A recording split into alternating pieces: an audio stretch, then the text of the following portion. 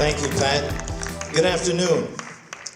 It is a pleasure to welcome all of you here for our ribbon cutting ceremony of this new Urban League facility that we are so proud to open today in a collaboration with the City of St. Louis and the Heartland Chamber of Black Commerce. I want to first start off by asking the Urban League staff to please stand, and those that are standing to raise your hands.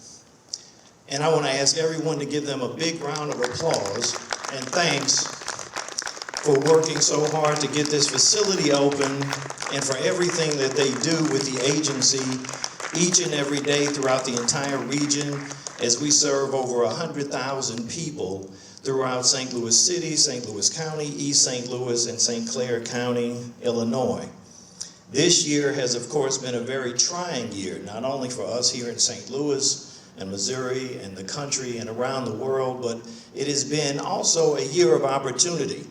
This year we have opened now with today's event 3 new facilities here in the city of St. Louis, from our Martin Luther King Shopping Plaza location to our new regional headquarters, the old Sears building, Victor Roberts building on Kings Highway, this facility, and then also recently named the Water Tower campus in honor of Peter Bunce, who worked here in Grand Center and in this community.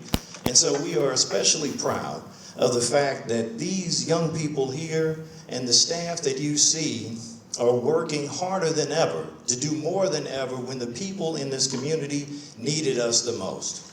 For those of you who may not be familiar with the origins of the Urban League, we were literally created here in St. Louis by the federal government as a result of the race riots and the race massacre of East St. Louis. And we were created to be the bridge between government, the not-for-profit community, philanthropists, businesses, and corporations to serve the black community. And that is what our role is to this very day. And we could not do what we do without the collaboration and the cooperation of the City of St. Louis and our friends in government. Our next 2 speakers are history makers in their own right. Our mayor is the first female mayor in the history of the City of St. Louis, Lyda Krewson. Louis Reed is the first African American elected president of the Board of Aldermen and the longest serving president of the Board of Aldermen. We used to serve together about 85 years ago when I first got elected to the board myself. But I had the privilege of working as an alderman and representing this community.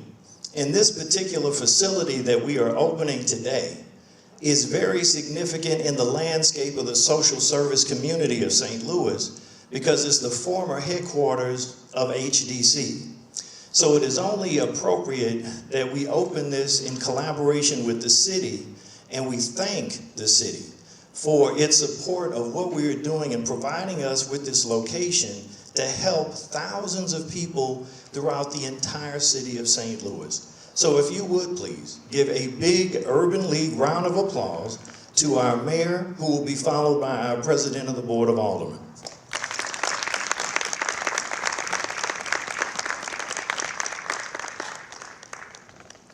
Good afternoon, everyone.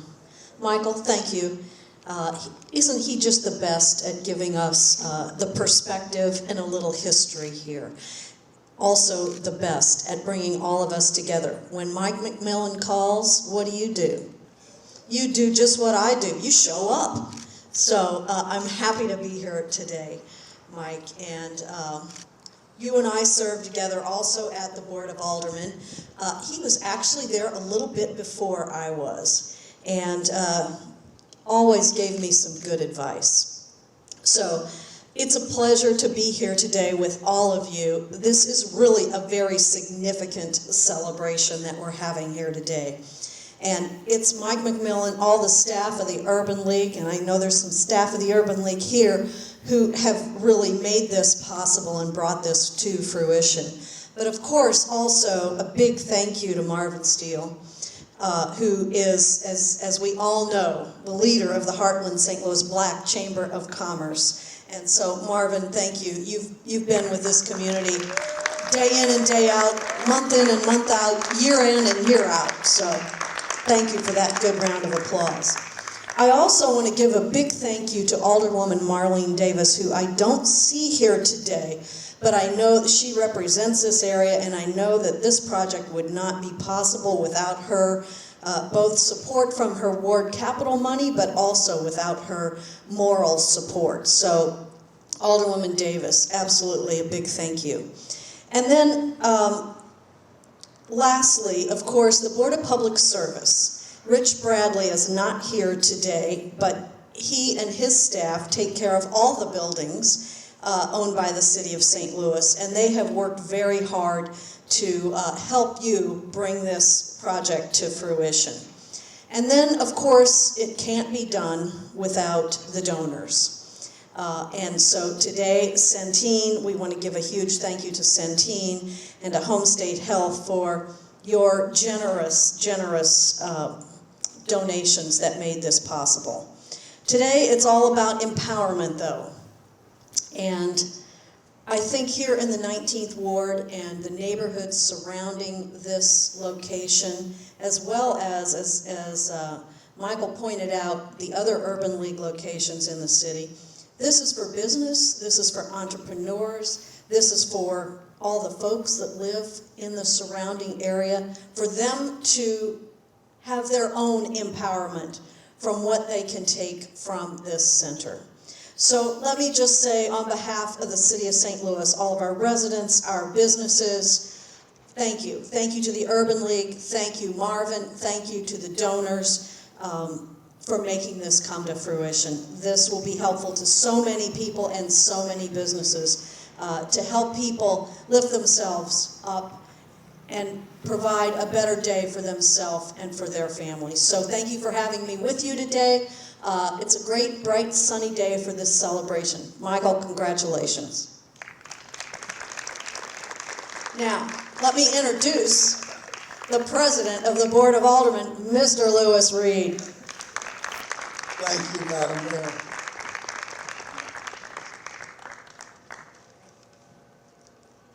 Let's give the mayor one more big round of applause. Thank you for all the work that she's doing downtown.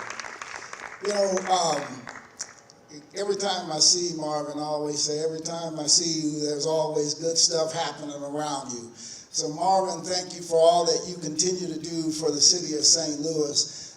You are a tireless worker, and you do a tremendous job of connecting the dots for our community. Let's give Marvin a big round of applause in Heartland St. Louis Chamber of Commerce for all the work that they continue to do. As a newly elected alderman, I sat right behind Mike McMillan, and he advised me on a daily basis how to cast votes without getting myself into too much trouble. So I've always appreciated Mike's support. I would not be president of the Board of Aldermen if it was not for that man sitting right there. He's the one that delivered this race. It wasn't me. You did it, and I appreciate all that you've done, Mike. But the good thing about Mike is that he is an overachiever. The bad thing about him being such an overachiever and expanding the Urban League the way he's expanding it is that we probably won't have Mike for long. Because I keep saying it, but Mike one day will be the national director of Urban League, and when that happens, you're going to do a great job, and I really appreciate it. But while we have you here, I want to thank you for the work that you're doing and just working to connect the dots and reaching out to support families and to lift families up so that they understand that there is a better way. They understand that there is ways to get help, to get yourself, lift yourself out of the circumstances that you're in, and work to assure that your kids are educated, that your kids have, not just a warm meal, but a good, stable household to grow up in. So I want to thank you for that. Let's give Mike a big round of applause for what they've done. Your Saving Our Sons organization and also serving our streets. I want to thank you for those. I want to thank you for the work that you're doing also with Cure Violence and having people out on the front end to address the issues before the kids go so far that we can't bring them back. And I really, really appreciate you doing that. But again, thank you for this today. Thanks to Alderwoman Marlene Davis, who could not join us here today. Let's give her a big round of applause and a thank you also. And with that, I'm going to take my seat. But Mike, thank you so much for what you're doing. And we always say at the Board of Aldermen, we just want to be like Mike.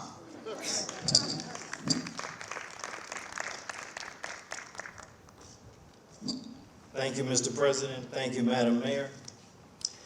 I would also like to acknowledge another longtime partner of the Urban League who has assisted us on a variety of projects, from not only furnishing this entire building with donated items from his company and from Brian Cave, but also helping us with various locations throughout the entire region. When I ask David Singer to please stand, President of Warehouse of Fixtures, who works with us on a regular basis to provide us with furniture and contacts and resources.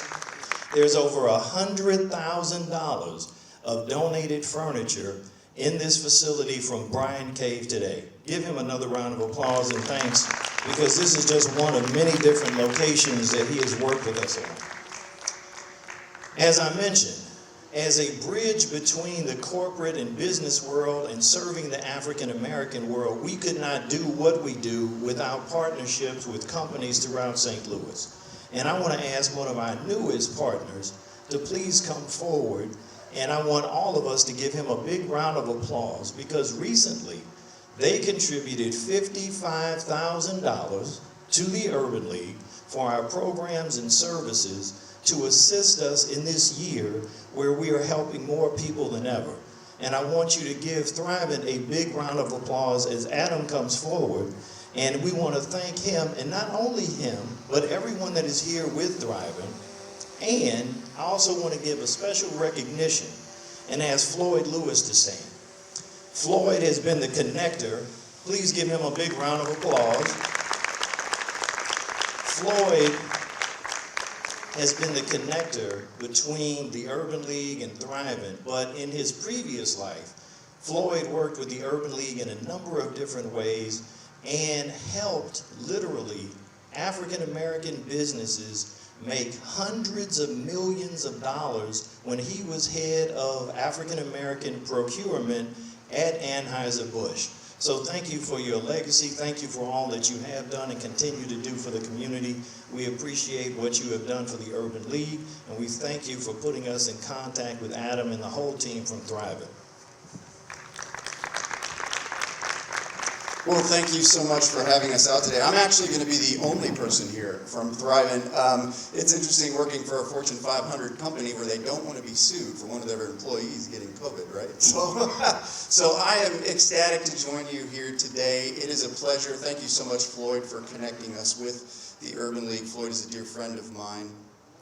We at Thrivent are honored to be a part of this amazing day. We want to thank the League for the opening of the Urban League North Community Empowerment Center in Heartland, St. Louis Black Chamber of Commerce office and incubator. It's important at Thrivent that we empower individuals to make a difference in communities' lives. For us, living generously is really, really important, and at the heart of our organization. We've been around for 100+ years. We sit in an interesting space between the not-for-profit space and a Fortune 500 financial services firm. We have the privilege of giving away $200 to $300 million a year to churches and nonprofits through the work that we do. And we look forward to the continued partnership here in St. Louis. We look forward. I'm not St. Louis homegrown, but I moved here in 2009, and this is home. And I want to do as much as I can to keep money and to get money here so that we can continue to make a difference. So thank you all again for having me, and it is a pleasure.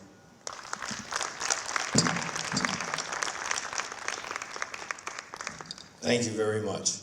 It is now my privilege to bring forth two members of the Board of Directors of the Urban League. One is our former chairman, Keith Williamson, who is the president of the Centene Charitable Foundation, and Nathan Lansbaum, who is the president of Home State Health. They are the private donors to today's event in terms of helping provide the funding to open this facility. But not just this facility. They have contributed $1 million to the capital campaign of our new regional headquarters, spared us the first expense of all of going around to the community and asking people how we could get the first $1 million to help purchase the building. They made that happen right away. And when we were doing the capital campaign for our Ferguson Center, Michael Neidorf and his team said how much is left to be done to finish this building. It was $650,000. And they said, well, the capital campaign is over. Centene is going to take care of that $650,000. We are also going to be the title sponsors of showcasing St. Louis to the nation when we host the National Urban League Conference here in St. Louis in 2017. And in the past 7 years, they have contributed cash and in-kind almost $5 million to this affiliate here in St. Louis, which makes them one of the largest donors to this urban league in the history of our 102 years of service. So please welcome Keith Williamson and Nathan Lansbaum.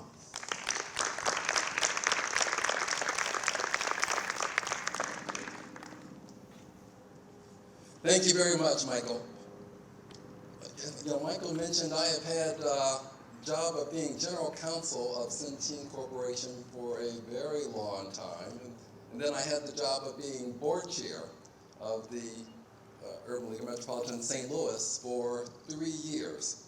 And I can say, having switched roles in February to the Centene Foundation, that the two best things to be able to say now in terms of job titles is former chair of the Urban League and president of the Centene Foundation, because again, that's another very cushy role.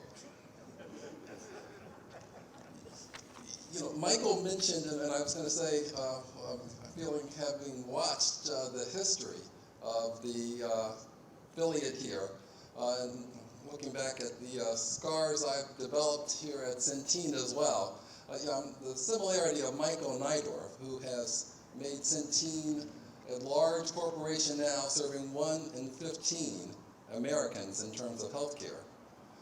But it seems to me, Michael McMillan, sort of very similar trajectory, who has taken what was an 5-star excellent affiliate and really taken it to even higher heights and really a real force within our region. I'm going to bring Nathan Lansbaum up here. He is the president of our Home State Health Plan, which is Centene's plan in Missouri, and as well he is the chair of the Facilities Committee for the Urban League Board, and that has been a very, very busy committee, as is evident here. And Michael, please keep working on new headquarters, new things, because they are having a real impact on our community. Nathan?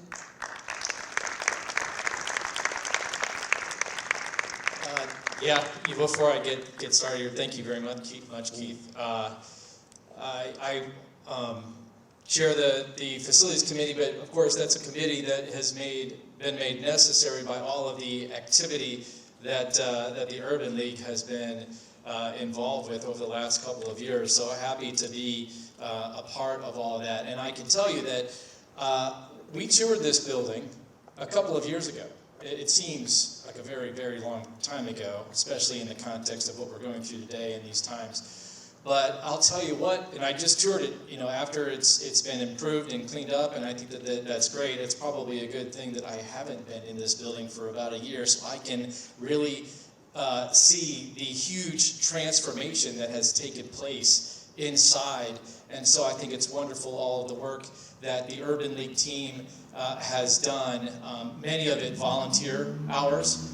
I understand. So I think that that's great. It's a huge improvement for this community. So, you know, again, Keith said that I'm Nathan Lansbaum. I'm the CEO of Home State Health.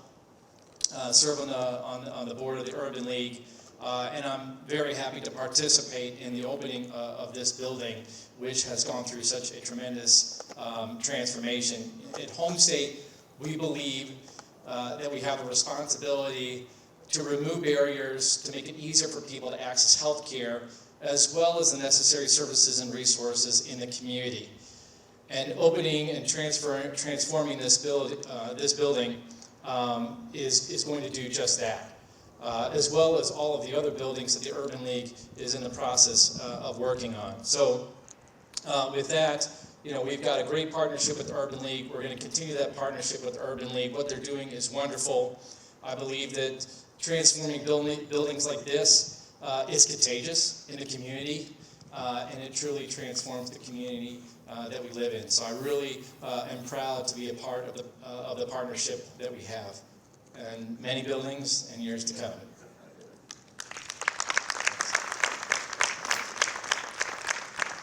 Thank you, Nathan.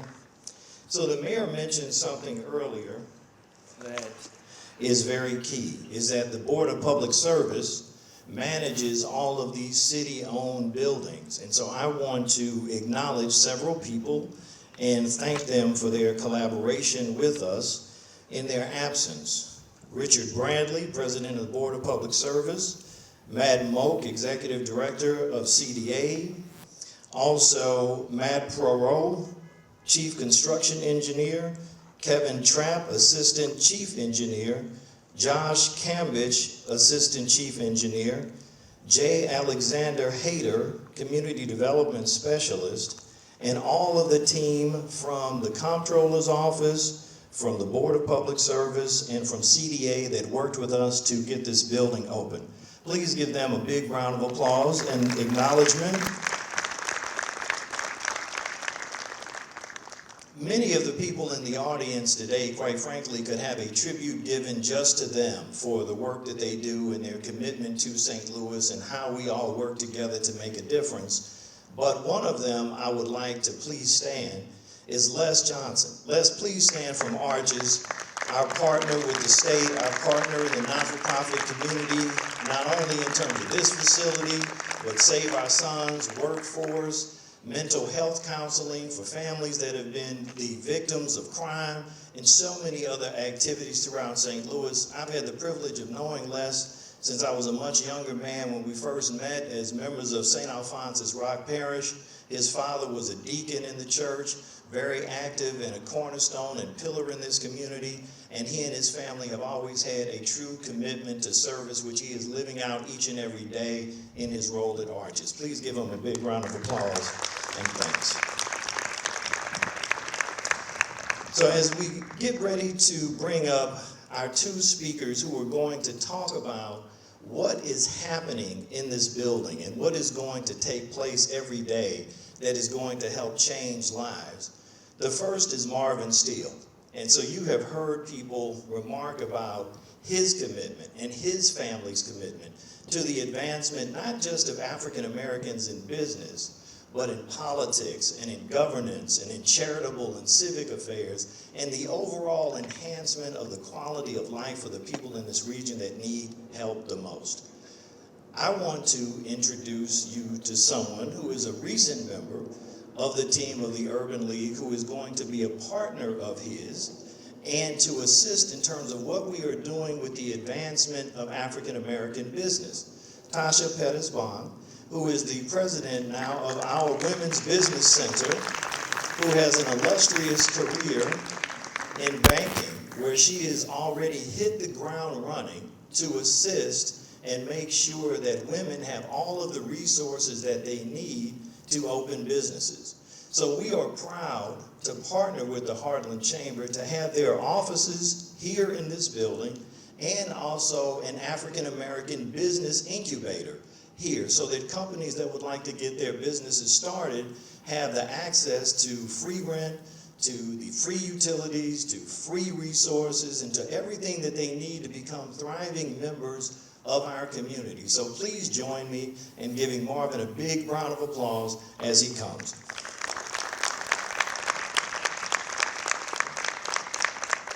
Thank you, Michael. Thank you so very much. Isn't this a wonderful day the Lord has made? Just wonderful.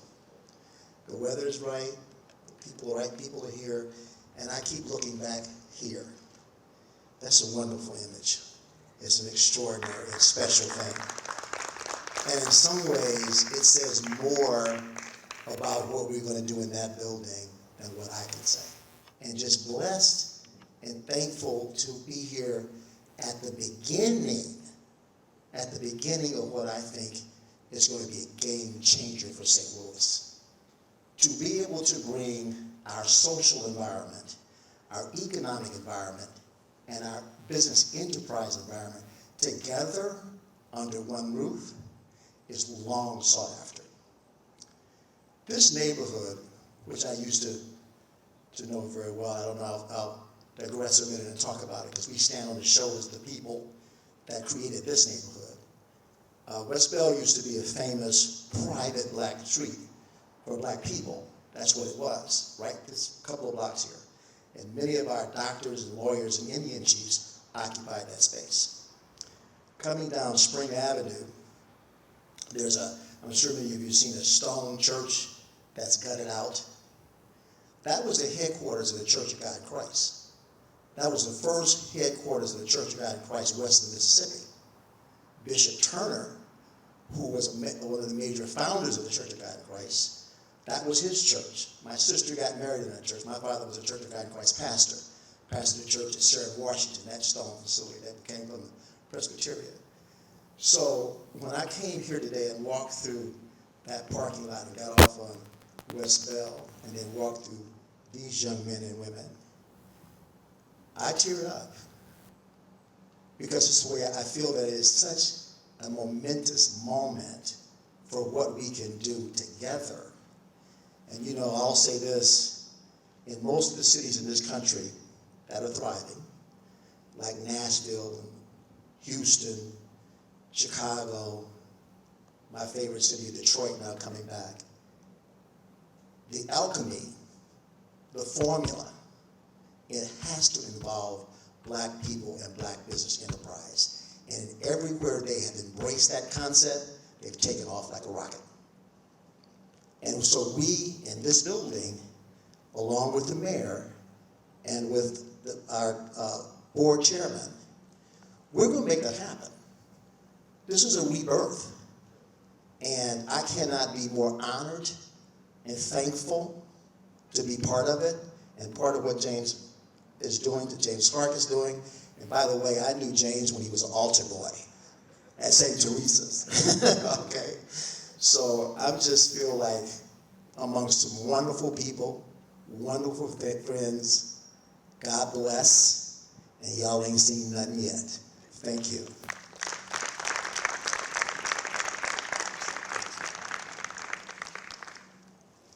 Thank you, Marvin. It is now my pleasure to bring up James Clark, who I have had the privilege of knowing and working with for 32 years. And having seen his growth and development and seeing his vision become a reality in so many different ways. When we went to create a division of public safety here at the Urban League, we said that there was only one person that we would like to have that role, to have that position, to take on that helm of leadership. Because we couldn't be in St. Louis and be the #1 urban league in the country, in our opinion, without doing something to help be on the proactive side of reducing crime that is impacting our neighborhoods.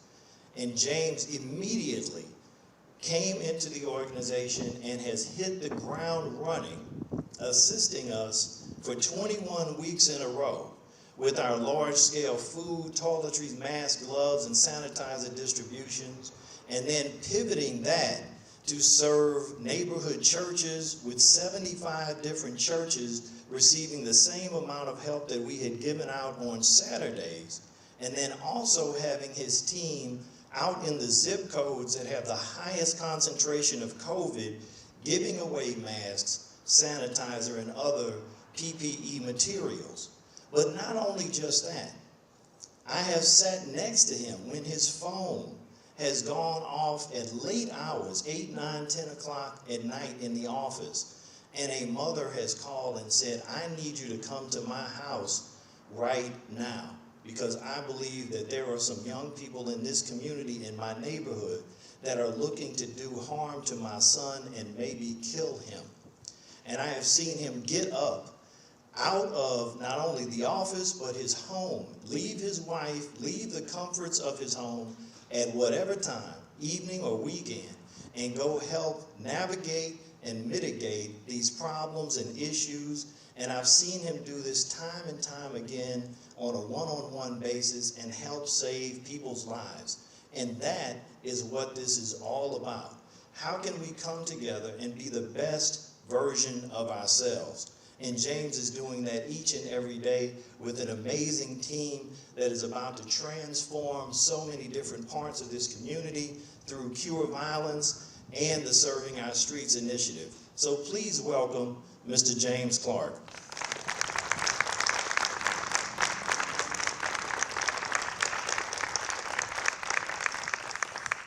First, I want to give thanks and honor to God, who's the giver and the sustainer of all of our lives.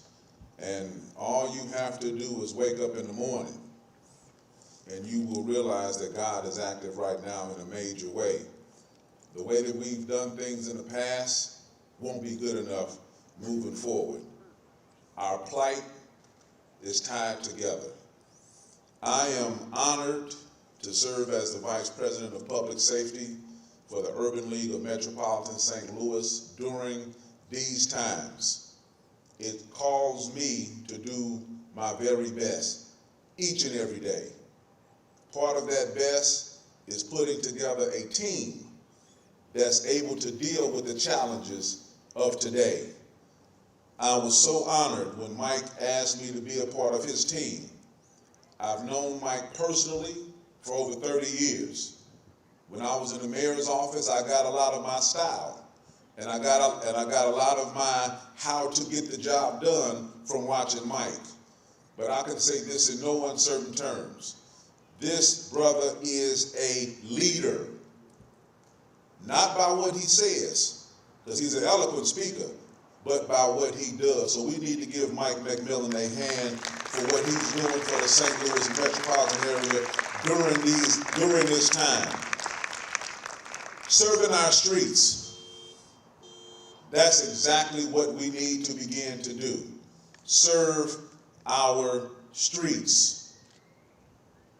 Too often, the plight in the urban core is analyzed. It's studied.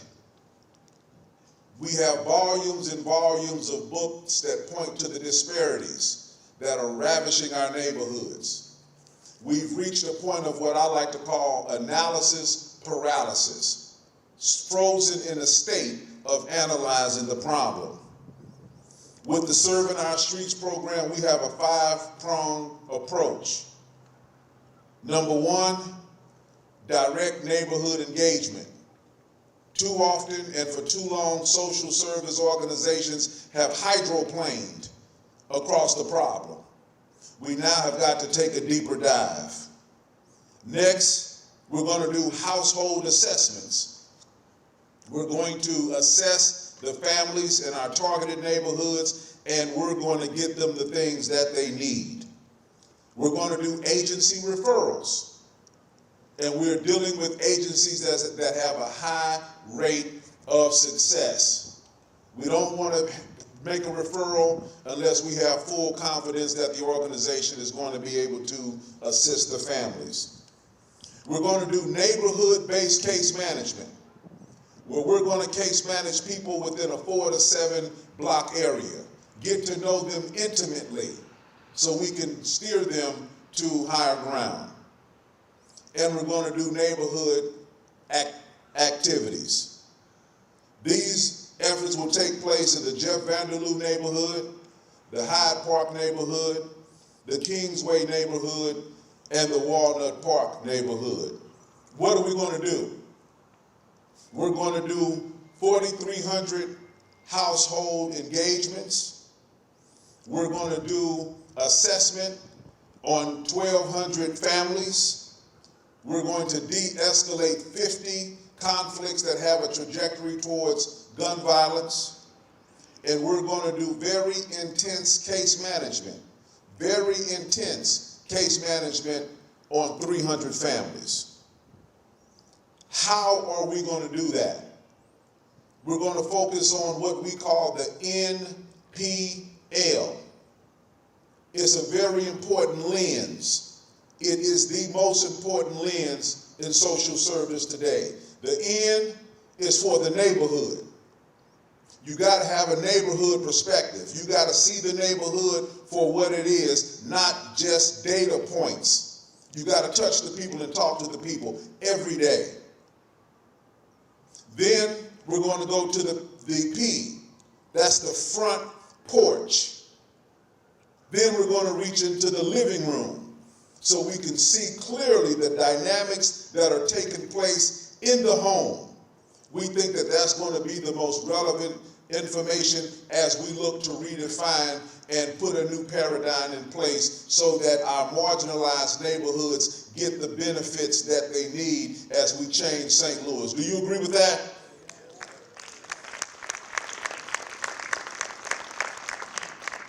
The tip of the spear in the how, urban engagement specialists. This is the tip of the spear for social service. In the old paradigm, it was about the caseworker. The caseworker was the most relevant occupation in social service because that's who dealt with the community. That paradigm is over. It has run its course. The urban engagement specialist takes the information straight to the home. And that's what we need today. We're going to do urban opioid triage because we have a crisis in our neighborhoods. The opioid crisis is ravishing families hour by hour. What we see taking place on Grand and Montgomery is growing at a very rapid pace. The number of people that are falling into addiction is far more than those that are getting off of drugs. We will do urban opioid triage. We have the gun violence de-escalation network where our team has successfully de-escalated over 200 conflicts that had a trajectory towards gun violence.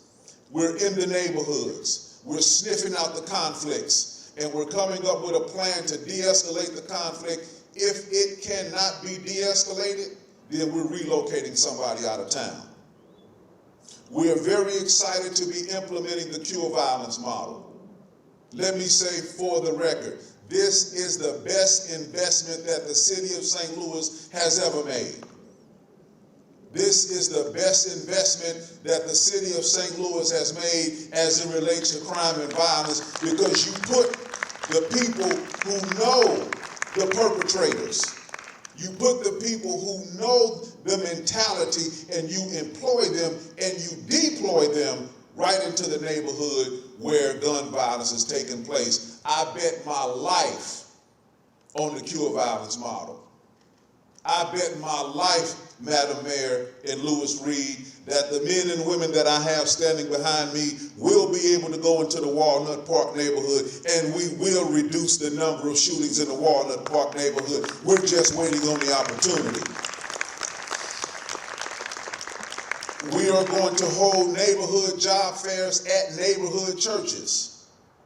The best way to stop a bullet is a job. So we're partnering with neighborhood churches to bring job fairs into the neighborhood, and the only people invited are the people that live within a 4 to 6 block area. I'm happy to be working with the best organization in St. Louis as it relates to getting people jobs. The Urban League, I believe, is second to none under the leadership of Brother Michael Holmes and the men and women of the Serving Our Streets Serving Our Streets program. They do an excellent job. We're also going to reinvigorate and relaunch the Federation of Block Units. Organizing begins on the block level. We are happy to have Brother Farrakhan here with us, who works with the Federation of Block Units. We're going to put together an aggressive effort to sew up neighborhoods at the block level. I'm very excited right now because our challenge is great. I tip my hat to the men and women standing behind me because they do the work that most people do not want to do. At the conclusion of this program, they will be in their office, behind their desk. Feel free to go in and meet them and talk to them. But as Mike did, I also want to acknowledge Les, who has been able to work with us to bring the clinical needs and to address the counseling needs through the Neighborhood Healing Network. Let's give Les another hand. Thank you very much, and God bless each and every one of you. Thank you, sir. I mentioned earlier that I wanted to acknowledge all of the staff that work for the agency and all of the work that they do every single day for now over 120,000 people throughout the region. But in this particular project, there is one person who has worked with me on its evolution over the entire 7 years that we have partnered with the city to get this building back up and running and the various evolutions that it has taken, and that is Dr. Mulugeta Teferi. Please stand. Our Vice President of Strategic Planning and Grant Writing. Thank you, Dr. Teferi, for working with me on this the entire time that we have partnered together with the city on this building. And to all of you, from Rodney to Meade to Marcus to Richard to Michael Holmes and others who have assisted us, we are so proud to finally be here today for this ribbon cutting. And when I think of all of you, it makes me think of something that I heard when I was in high school from a Jesuit priest that said that you make a living by what you make and what you earn, but you make a life by what you give. And your generosity, your support, your compassion, and your dedication to the advancement of this community is going to be what helps make St. Louis the best region that it can be. So I would now like to ask all of the program speakers and Les, David, and Floyd to join me over here as we get ready to cut this ribbon today and open this facility. Thank all of you for being here. God bless each and every one of you, and we look forward to working together in the future. Thank you.